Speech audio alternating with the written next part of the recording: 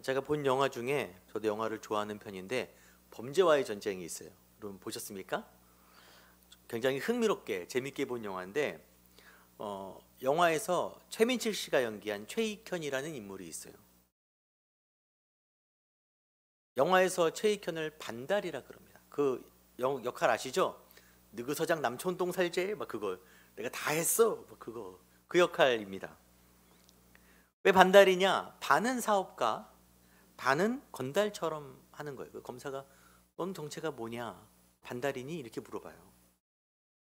표현 방식은 다른데 오늘 본문에도 하나님이 유사하게 물어보십니다. 바로 라오디게아 교회를 향한 말씀이에요. 내가 내 행위를 아노니 내가 차지도 아니하고 뜨겁지도 아니하도다. 내가 차든지 뜨겁든지 하기를 원하노라. 이쪽도 저쪽도 아닌 거예요. 차지도 않고 뜨겁지도 않고 미적지근한 형태를 얘기합니다. 요한계시록에 소아시아의 7교회가 등장하죠. 등장합니다. 예. 다른 교회들도 책망을 받아요. 책망 받는데 칭찬받는 부분도 있거든요. 사대교회라는 곳이 굉장히 큰 꾸중을 당하는데도 예수님이 그 와중에도 옷을 더럽히지 않은 몇 사람이 있다라고 말씀하시는 거예요. 근데 라오디게아 교회 같은 경우는 책망만 받습니다. 죽어라 책망만 받아요. 마치 의인 10명이 없어서 멸망했던 소돔처럼 책망받는 지역, 책망받는 교회인 거예요. 미지근한 너희를 내가 못 견디겠다. 내 입에서 토해버리리라. 참 충격적인 것은 이것이 라오디게아 지역을 향해서 도시를 향한 하나님의 선포가 아니라 그곳에 있는 교회를 향한 선포입니다. 교회. 지금으로 하면 목회자, 장로, 권사, 집사, 평신도, 아이들 할 거 없이 모든 이들의 태도가 미적지근한 거예요.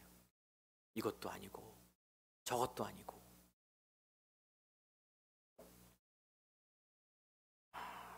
이런 말씀을 볼 때 오늘 지금 내가 나와서 드리는 이 예배를 하나님이 어떻게 받으실까? 저도 고민이 되는 거예요.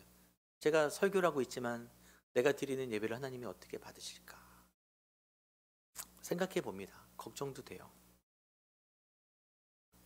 여러분, 성경 역사 속에서 이스라엘 백성들이 정말 많은 징계를 받고 심판을 받는데 그 이유가 예배를 안 드려서가 아닌 거예요. 예배를 잘 드리지 않아서가 아닌 거예요. 인류의 첫 번째 살인자 가인은 자기가 정성스럽게 추수한 곡식을 가지고 하나님께 제사를 드렸지만 받아들여지지 않죠. 오히려 책망받죠. 이후에도 이스라엘 백성들이 안식일마다 예배드리고 매 절기 때마다 준비를 철저히 해서 누구보다 더 열심히 제사드리지만 심판받고 책망받아요. 하나님은 아까 말씀해도 내가 내 행위를 안다 그랬어요. 내가 네 행위를 안다. 우리의 예배의 모습이 아니라 우리의 삶의 행위를, 마음의 중심을 보시고 우리를 판단하시기 때문입니다. 라오디게아 교회에 대한 설명을 좀 해야 될 텐데 그들이 미지근해진 이유가 있어요. 뭐냐? 말씀에 이렇게 되어 있습니다. 내가 말하기를 나는 부자라.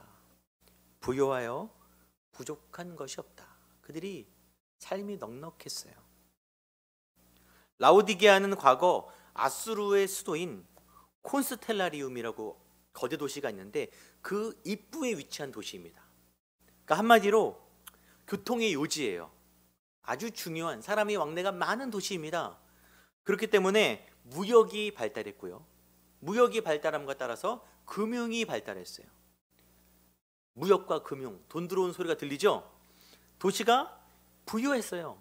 거기다 특산품이 있는데 당시 안약을 제조하는 성분 프로지아 분말이 생산되는 곳입니다. 당시 아시아의 풍토병 중 유명한 병이 안질이었어요. 지금은 코로나죠? 예, 그때 안질이었어요. 이 라오디게아가 안약 제조로 유명했고 특산품이 나오니까 안약 의과대학이 있었다고 합니다. 유명한 대학이. 그러니까 안약을 만들어 팔면서 더 많은 부를 창출해내는 도시였어요. 가뜩이나 부자인데 더 부자예요. 그러니까 역사 기록에 보면은 AD 60년경에 그 아시아 지역에 엄청나게 큰 지진이 발생합니다. 그래서 그 소아시아 지역의 대부분 지역들이 도시들이 파괴돼요. 폐허가 돼서 당시 통치자 로마가 각 도시마다 재건 비용을 주는 거예요. 재건해야 되니까. 근데 라오디게아는 재건 비용을 거부합니다. 우리가 알아서 할 수 있어요. 굳이 돈 안 줘도 괜찮아요. 돈을 거부하는 거예요. 충분한 여력이 있어요. 당시 역사가들이 라오디게아를 세계에서 가장 부유한 도시라고 표현하죠. 그러니까 부유함에 포커스를 맞추면 좀 와닿지 않죠? 우리는 그렇게 부유하지 않잖아요. 그런데 사실 라오디게아 사람들이라고 다 부유하겠습니까?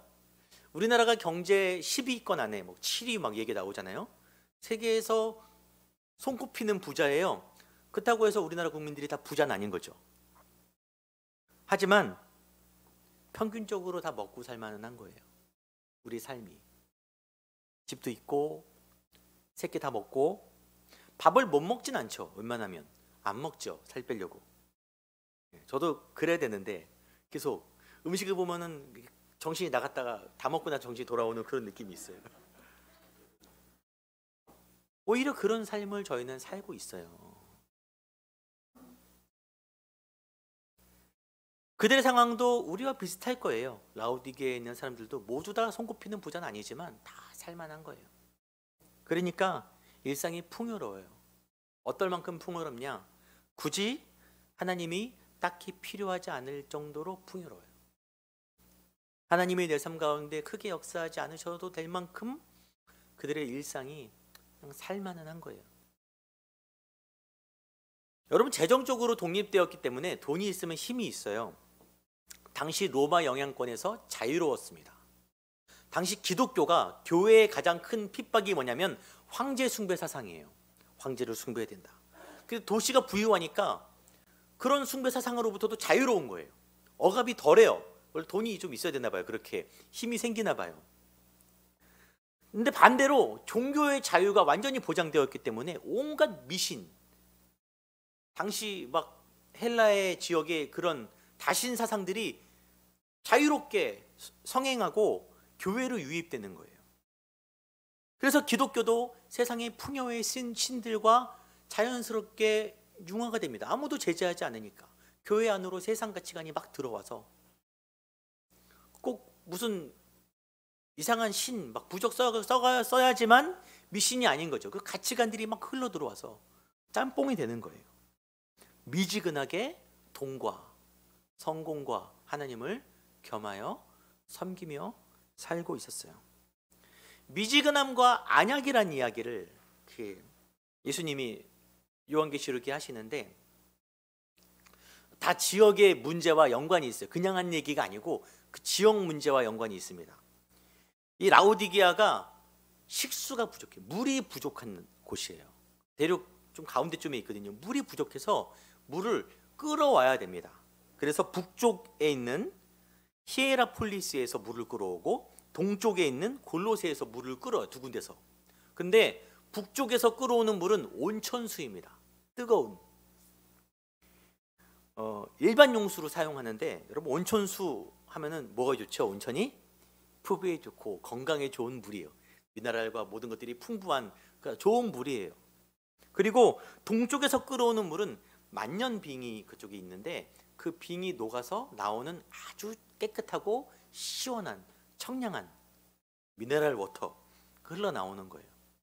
그 두 물을 끌어오는데 10km, 16km니까 물이 오다가 온도가 변하기도 하고, 또 뜨거운 물과 미지근한 차가운 물이 만나요. 어떻게 되죠? 물이 미지근해져요. 그 좋은 물들도 만나니까 미지근해지고, 그러면 문제가 그 안에 있던 석회, 녹아있던 석회들이 결정이 돼갖고 그 뿌옇게 물이 변한다고 합니다. 미지근한 물을, 그렇게 미지근한 물을 오랫동안 복용하면 배탈이 났다 그래요.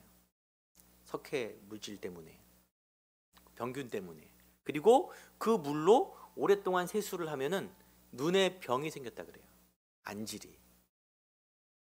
그런 상황을 빗대서 오늘 예수님이 말씀하시는 거예요. 니들이 그 자랑하는 안약이 필요한 사람은 너네 아니냐. 니네 눈이나 좀 어떻게 해라. 이게 꼭 진짜 눈만을 얘기하는 건 아닌 거예요. 영적인 눈을 얘기하죠. 어떤 글을 보니까 제가 라오디게아 자료를 찾으면서 이것저것 보다가 참 어떤 뼈를 때리는 글을 봤어요. 평안한 삶은 하나님을 찾지 않는다. 간절히 찾지 않는다. 왜냐하면 오히려 어느 정도 거리를 두려고 한다. 왜 그러냐? 자칫 하나님이 내 삶에 깊숙이 개입하시면 괜히 연단받고 나의 평안한 삶이 깨질 수 있기 때문에 믿음으로 구원을 딱 받을 만큼 명맥만 유지하면서 지금 삶을 누리면 된다 라는 생각이 저변에 깔려 있는 거예요. 다른 사람 얘기가 아니죠. 딱 구원받을 만큼만 믿는 거예요. 더도 말고 덜도 말고. 주의 제자 그런 건 모르겠고. 성경에서 우리가 가장 좋아하는 인물 중에 야베스가 있습니다. 나로 환난을 벗어나 근심이 없게 하옵소서. 100이면 100 다 야베스의 기도를 좋아하죠. 그런데 야베스의 고백 가운데 그가 하나님과 나눴던 수많은 사연들, 그의 삶의 여러 가지 깨우침들, 그것들은 빠져 있는 거예요. 그냥 나온 고백이 아닌 거죠. 라오디게아 사람들은 자신들의 삶에 만족했어요. 이대로 살면 딱 좋겠다. 그냥 적당히 예배드리고 이렇게 풍요롭게 살면 얼마나 좋아. 그런데 성경은 그런 풍요에 만족하는 라오디게아 사람들을 고발하는 거예요. 지적하는 거예요.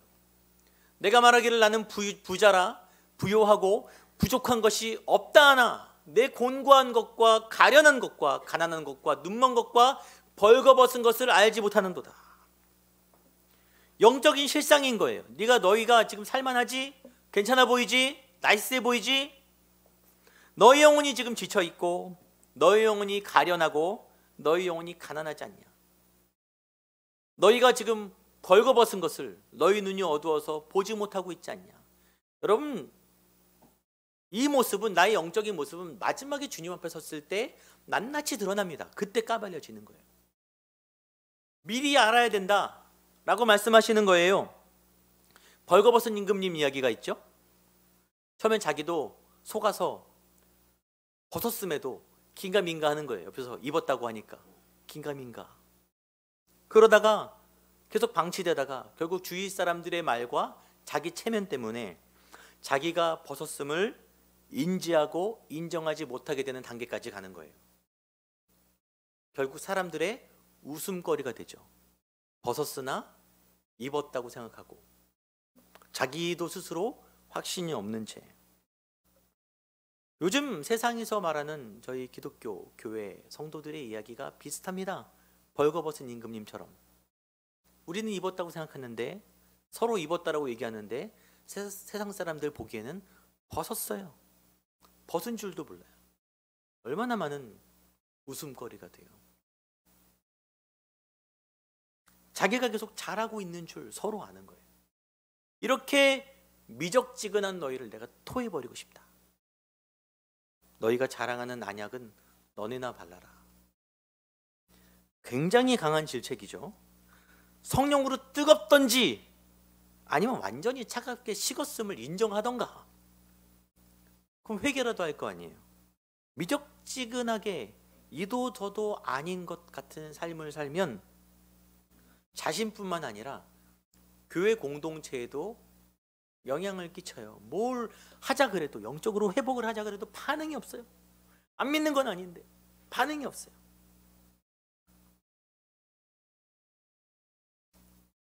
하나님이 그런 영혼들의 모습을 가슴 아파 보시고 질책하신다는 거예요. 그래서 하나님의 처방이 뭐냐? 내가 너희를 권하노니 불로 연단한 금을 사서 부요하게 하라. 세상 부요가 아니라 하나님 안에서 거룩한 삶을 얘기하는 거예요. 연단하는 삶. 흰 옷을 사서 입어라. 벌거벗은 수치를 보이지 않게 하라. 예수 그리스도의 보혈의 공로를 힘입어서 너희 죄의 수치를 가려라 라는 말이에요. 그리고 안약을 사서 눈에 발라 보게 하라. 지혜와 계시의 영을 통해서 성령 충만을 구해서 너희 영적인 눈을 떠야 된다. 너희 상황을 봐야 된다라는 거예요.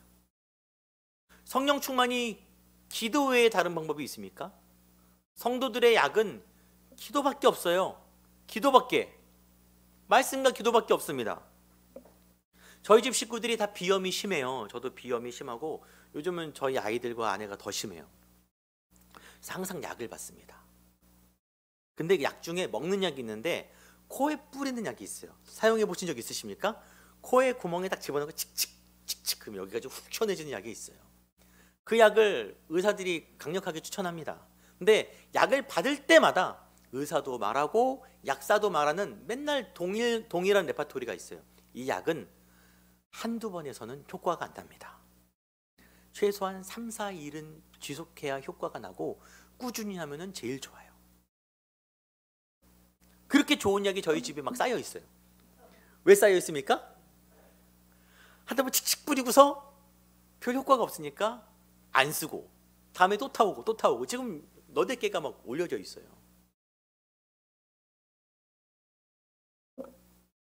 약의 효과는 꾸준히 사용해야 나오죠.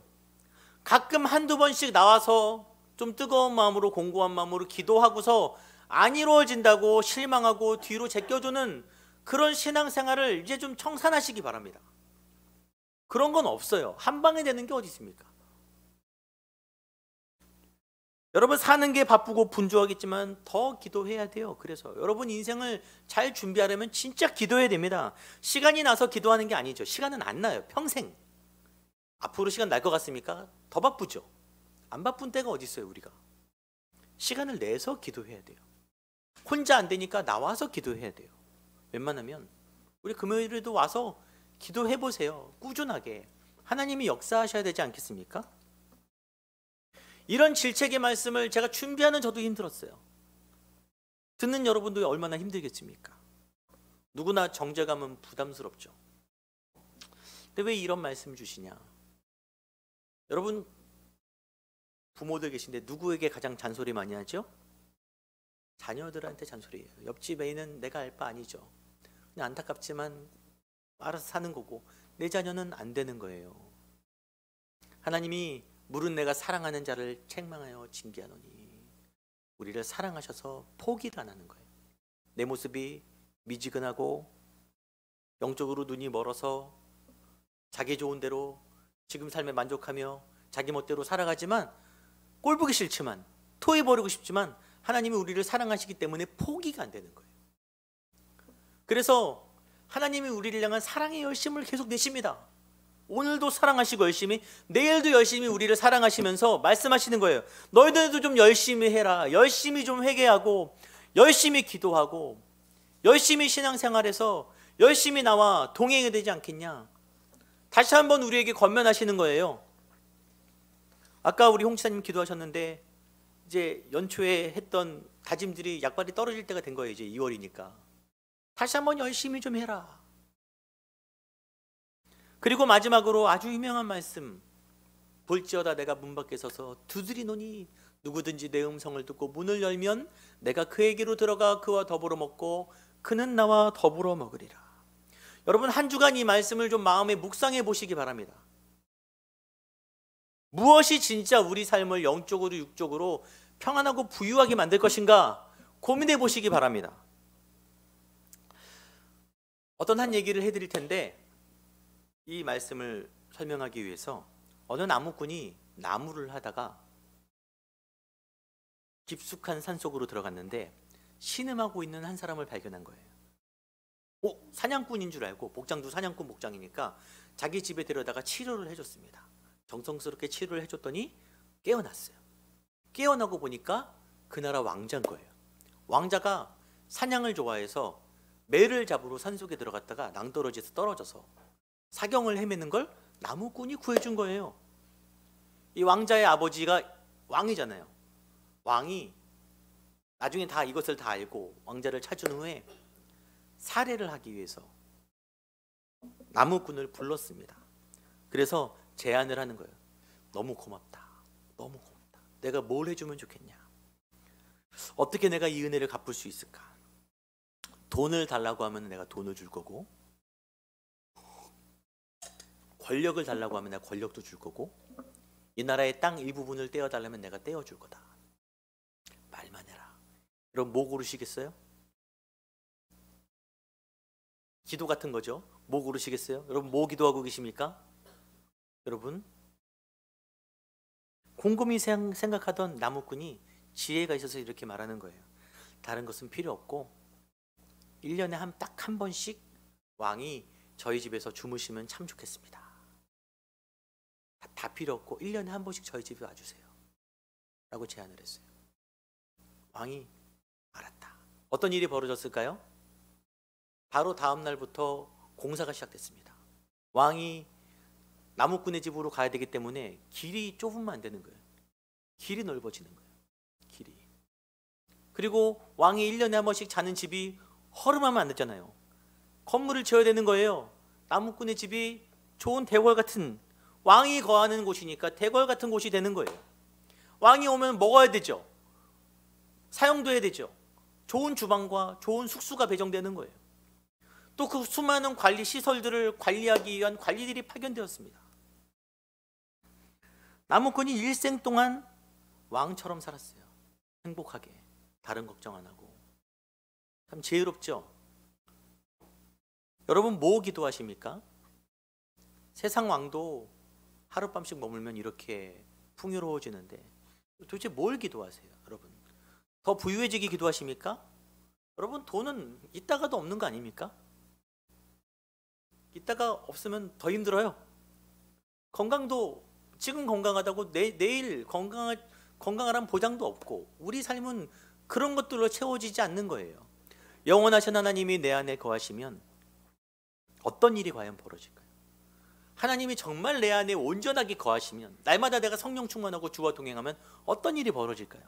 이따가 셀라눔 때 한번 얘기해 보시라고 질문 넣어놨어요. 생각해 보세요. 어떤 일이 벌어질까? 이런 말씀을 전하면서 제가 아까 봤던 글의 말미에 이런 내용이 적혀 있더라고요. 의미심장하게. 라오디게 교회 설명들을 하면서, 그러나 그들은 자신들이 잘하고 있다고, 괜찮다고 생각하기 때문에 이런 각성을 할지 미지수다. 미지수다. 여러분, 얘기 들으면서도 뭐 지금도 괜찮아 라는 마음, 이 정도도 괜찮아 라는 마음을 가지실 수도 있는 거예요. 영적인 눈이 열리지 않으면 이런 얘기가 마음에 와닿지 않겠죠. 정말 우리에게 필요한 것이 뭔지 깨닫지 못하겠죠. 이 자리를 나가면 바로 또 세상의 법칙을 따라서 눈을 빼앗기고 살아가겠죠. 오늘 본문의 마지막 절이 이렇게 끝납니다. 귀 있는 자는 성령이 교회들에게 하시는 말씀을 들을지어다. 모든 이에게 들리는 게 아니고 귀 있는 자들, 하나님이 귀를 열어주시는 자들에게만 들려요. 저 여러분, 저희 오남 광염의 모든 성도들이 말씀을 듣는 귀 있는 자가 되기를 소망합니다. 하나님을 모시고 내 삶이 어떻게 되는지 체험하는, 여러분, 지금 삶에 만족하지 마시고 적당히 하지 마시고 제대로 한번 같이 신앙생활하는 저 여러분이 되시기를 소망합니다.